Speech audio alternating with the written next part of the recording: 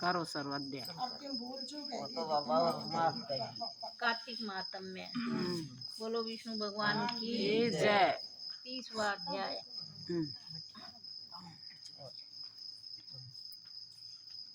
भगवान श्री कृष्ण चंद्र जी महाराज ने कहा, हे प्रिय, नारद जी के वचन सुनकर महाराजा पृथु बड़े विस्मित हुए। अंत में उन्होंने नारद जी का पूजन करके उनको विदा किया। इसी कारण माघ, कार्तिक और एकादशी, यह 3 व्रत मुझे अत्यधिक प्रिय हैं। वनस्पतियों में तुलसी, महीनों में कार्तिक, तिथियों में एकादशी और क्षेत्रों में श्री द्वारका जी मुझे बहुत प्रिय है। जो प्राणी जितेंद्रिय होकर इनका सेवन करता है, वह यज्ञ करने वाले प्राणियों से भी मुझे अधिक प्रिय होता है। जो प्राणी विधि विधान से इनकी सेवा करते हैं, उनके अनुग्रह से सभी पाप दूर हो जाते हैं। भगवान श्री कृष्ण चंद्र जी ने महाराज के वचन सुनकर सत्यभामा ने कहा, हे नाथ। भगवान श्री कृष्ण चंद्र जी महाराज के वचन सुनकर सत्यभामा ने कहा, हे नाथ, आपने यह बात बड़ी आश्चर्यजनक कही है कि दूसरे के लिए पुण्य के फल से कलह की मुक्ति हो गई। यह प्रभावशाली कार्तिक मास आपको अत्यधिक प्रिय है।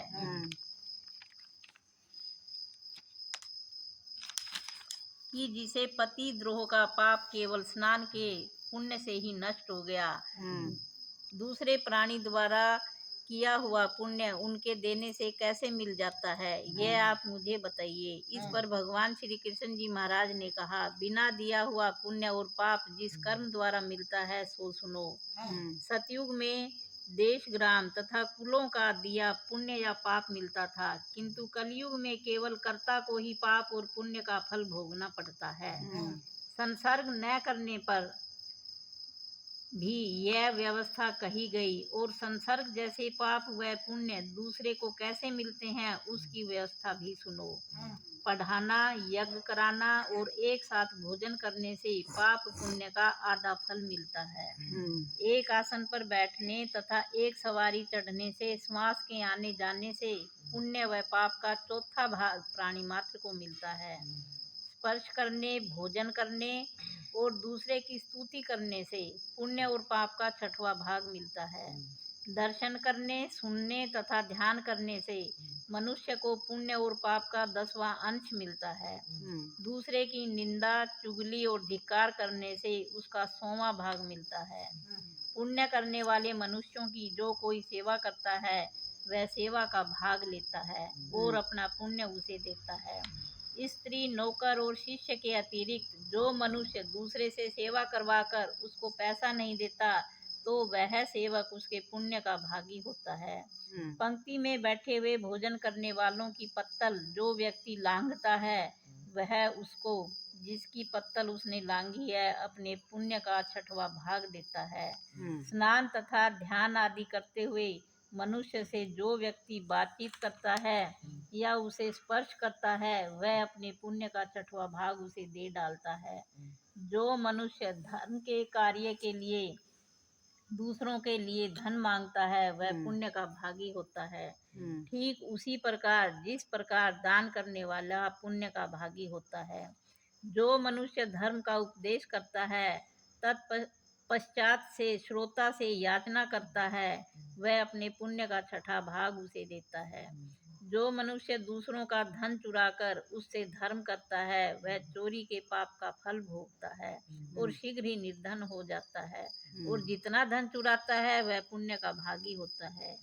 बिना ऋण के उतरे जो मनुष्य मर जाते हैं, उनको ऋण देने वाले सज्जन पुण्य के भागी होते हैं। शिक्षा देने वाला, सलाह देने वाला, सामग्री को जुटाने वाला तथा प्रेरणा देने वाला, यह सब पाप और पुण्य के 6ठे भाग को प्राप्त करते हैं। राजा प्रजा के पाप पुण्य के 6ठ अंश का भागी होता है। गुरु शिष्यों का, पति पत्नी का, पिता पुत्र का, स्त्री पति के किए हुए पुण्य का 6ठा भाग पाती है। पति को प्रसन्न रखने वाली आज्ञाकारिणी स्त्री पति के किए हुए पुण्य का आधा हिस्सा लेती है।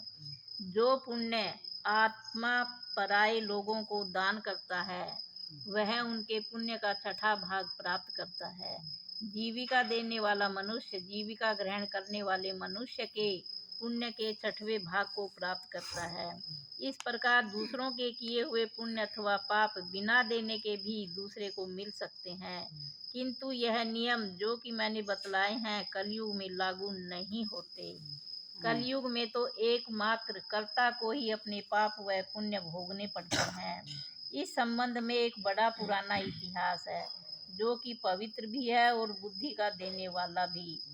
उसे कहता हूँ, ध्यान पूर्वक सुनो।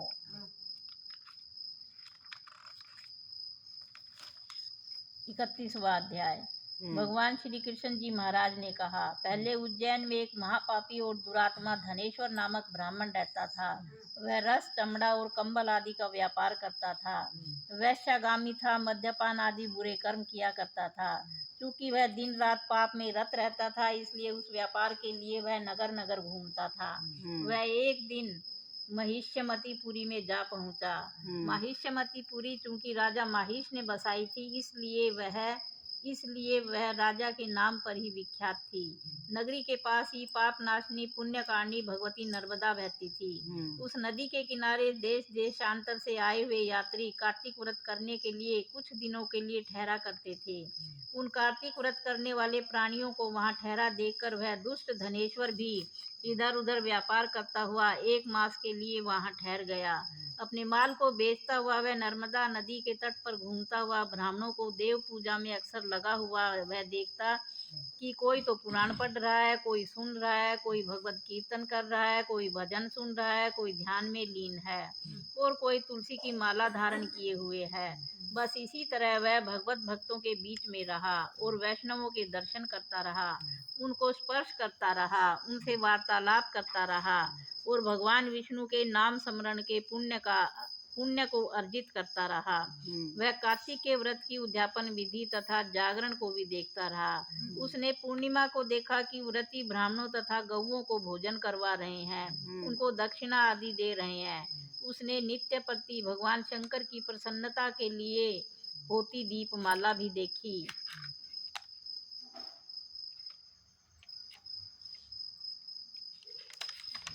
त्रिपुर नामक राक्षस के 3 पुरों को भगवान शंकर ने इसी तिथि को जलाया था। इसी कारण भगवान शिव के भक्त इस तिथि को दीप उत्सव मनाते हैं। जो मनुष्य मुझ में और भगवान शंकर में अंतर मानता है, उसकी संपूर्ण क्रिया निष्फल हो जाती है।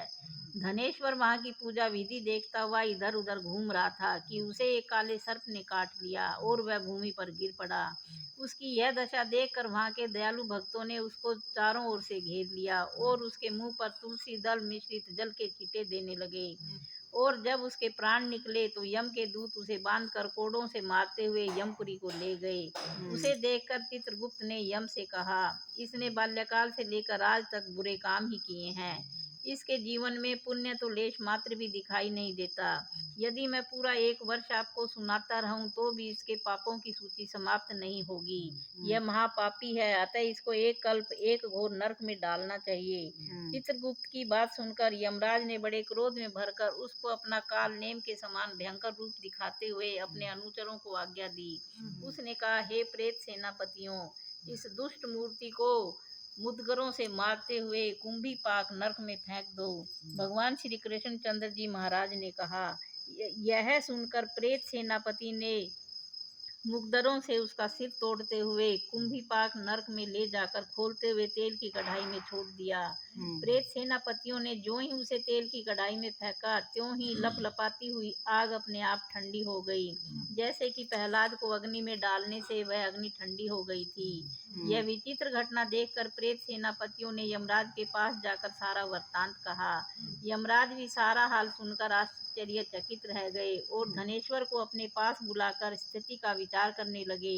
उसी समय नारायण नारायण का कीर्तन करते हुए देवर्षि नारद भी वहां आ पहुंचे और यमराज से कहने लगे, हे अरुण नंदन यमराज, यह ब्राह्मण नरक में डाले जाने के योग्य नहीं है, क्योंकि इसने अंत समय में कुछ शुभ कर्म किए हैं जो कि नरक यातना को नष्ट करने वाले हैं। जो लोग भगवत भक्तों का दर्शन करते हैं, उनसे वार्तालाप करते हैं, उनका स्पर्श करते हैं, चाहे उन्होंने कोई पुण्य कर्म न किया हो, सहज स्वर्ग के अधिकारी हो जाते हैं। अतः धनेश्वर भी पुण्यात्माओं के संग व स्पर्श से स्वर्ग का अधिकारी हो गया है, अतएव यह पुण्य आत्मा है, इसे यक्ष योनि दो और केवल इसे पाप भोग करने वाले नरक दिखा दो। भगवान श्री कृष्ण जी महाराज ने कहा, जब देवर्षि नारद ऐसा कहकर चले गए तो धनेश्वर को पुण्य आत्मा समझते हुए यमराज ने दूतों को उसे नरक दिखाने की आज्ञा दी। बोलो विष्णु भगवान की जय। कार्तिक मातम में की जय। जय। 2 कर दिया ना। 2 कर दिया।